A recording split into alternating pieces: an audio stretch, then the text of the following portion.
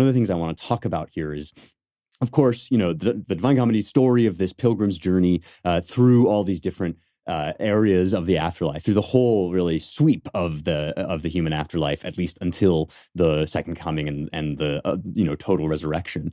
The thing that fixates us most is the Inferno. If you've read any part of anything Dante wrote, chances are good it's Inferno. It's hell, right? It's gruesome. It's gossipy. It's salacious in parts. Of course, it has all the interest and attraction of human depravity, right? Which I believe it was Simone Weil who said that human depravity, sin, and evil are interesting to contemplate.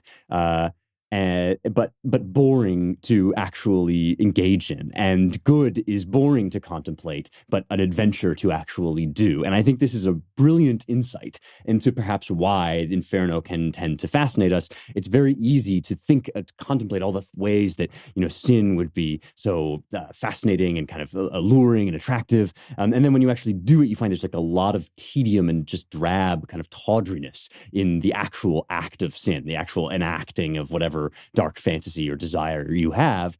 Whereas, by contrast, we talked about this with Dostoevsky and Alyosha, right? Talking about the good, thinking about the good life, it's very difficult to make that dramatic and exciting. It's not as readily available as imaginative material because it feels to us like we're going to have to lose out on so many things. We're going to have to miss all the fun and the pleasure of the world if we just, cut ourselves off and become these ascetics. And the great works of art, I think, are able to depict the real truth, which is that actually in the enacting of it, the good life is the adventure, right? It is the drama.